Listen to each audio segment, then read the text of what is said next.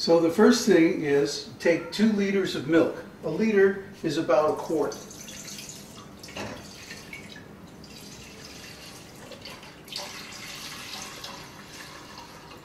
This is whole milk, super homogenized, and that's just fine for making cheese. Put it on a medium flame. The point here is you don't want the milk to burn. It has to heat up gradually until it boils. Boiling milk is a whole thing. Milk is very complex stuff. Sometimes it acts like a liquid, sometimes it acts like a solid. Sometimes it acts like a colloidal suspension, similar to clay or mud. So when you boil milk, first thing, you have to use a flat bottom spoon to make sure it doesn't stick. So I always stir it several times as it boils. The other thing is you don't want a skin building up on the top. You want to keep it stirred up so that you don't get a skin. I don't know if you can see it here, but it was trying to build up like over here. So you keep that dissolved in the hot milk and keep it from sticking anywhere on the bottom. And as the hot milk approaches the boiling point, you want to gradually reduce the heat. So now it's getting close to boiling. And I don't know if you can zoom in on this and see these little bubbles coming to the top. And you see this film developing on the top here. Well, you want to break that film up and stir it back. Again, make sure that it's not sticking to the bottom. When milk boils, it boils all of a sudden. This is for you single men who can burn water, you know what I mean?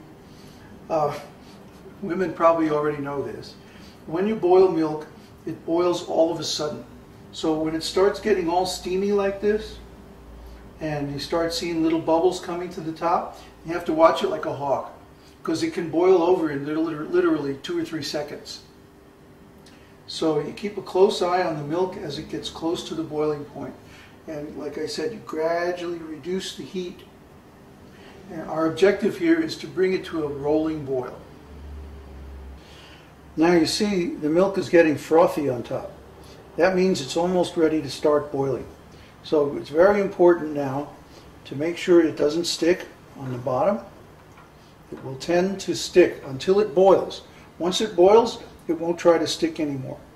And the other thing you have to do is keep stirring this foam back into the milk so that it dissolves. Stirring moves the heat around.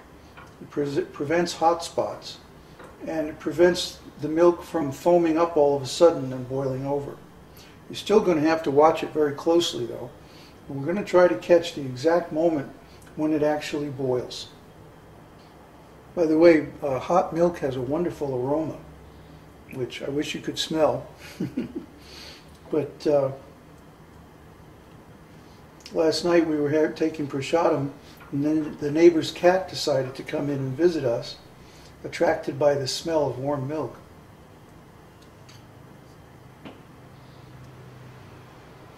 Now, let me see. Is that it? You can tell when it starts to boil. Yeah. You see this right here? It'll usually start boiling in one place, then it'll start boiling in another place. You see? I don't know if you can see that on the film. Now it's starting to boil over here, over there. Now this is the point at which it will boil over if it can. So you have to stir it, turn down the heat. Now it's trying to boil over. So you have to turn the heat way down to a simmer. You continue to stir until it gets through this phase.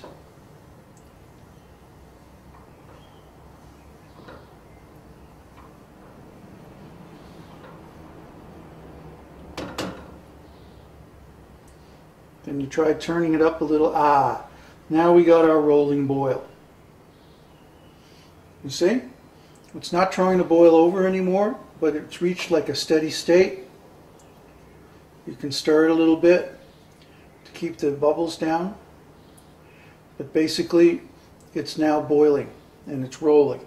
Okay? That's a rolling boil. So now we take the lemon juice and we're going to pour this into the boiling milk and stir. Now, this is called clabbering. See? It's becoming particles, sticking together. Now, here's a trick. When it clabbers, take it off the heat for about 30 seconds.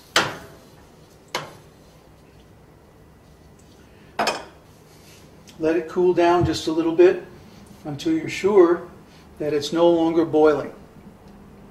And then move it back onto the heat. You can put the heat on high now and bring it to a boil again.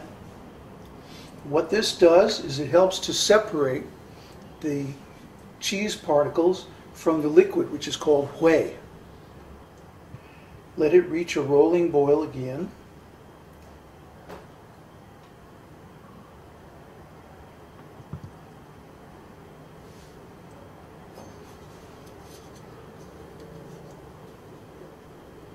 Stir it a few times. What this does is it makes the tiny little particles adhere together into bigger particles. And that will stop them from being sticky and allow you to separate out the particles from the whey a lot easier. Let it boil like that for a minute or two.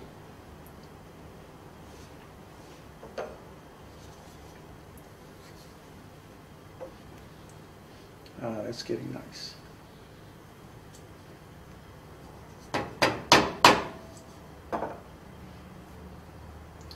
Okay, then turn it off and let it cool for 5 minutes or 10 minutes. Okay, now comes the moment of truth when we separate the curds and the whey. Take a pot big enough to hold all the curd and whey that's in the pot. And again, we take our cheesecloth and line the pot with it. Now we take the curd, still warm,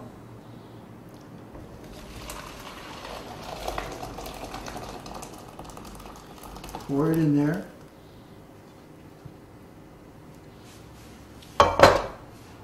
Take up the corners of the cloth.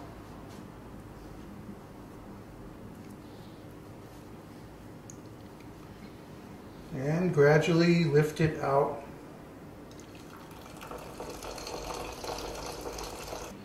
And no, it's not a lynching, but we're going to take our cheesecloth and hang it up again to gradually let the whey drip out.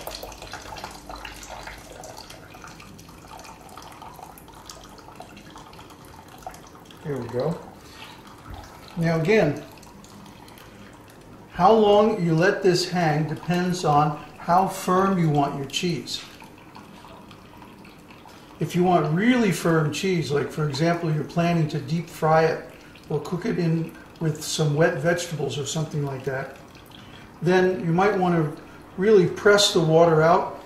After it stops dripping, then you put it on a flat surface and put something heavy on top of it, usually a pot filled with water or something like that, and let it really squeeze it very firmly. But if you just want loose cheese, like cottage cheese, for example, that's why they call it cottage cheese, because it's made very easily in any cottage, just by taking milk, adding some lemon juice. And what's dripping out of here, this green tinted liquid, is called whey. And this stuff is wonderful soup stock. If you take some whey and then you just put some vegetables and a little salt and spices in it, it's a wonderful soup stock, and that will help cooking in other dishes too. So every part of the milk is good, and it never goes bad, so don't ever throw the milk away. Even if it gets sour, you can always clabber it, put it through the cheesecloth, and use the whey and use the cheese, in other kinds of cooking. Okay, now I'm going to show how to press the cheese to make it nice and dense.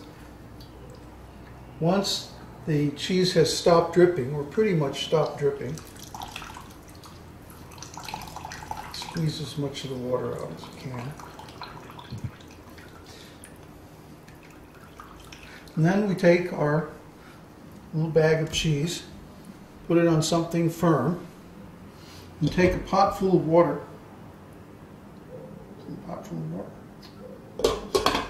Or, you know, something heavy, an anvil or a car or something.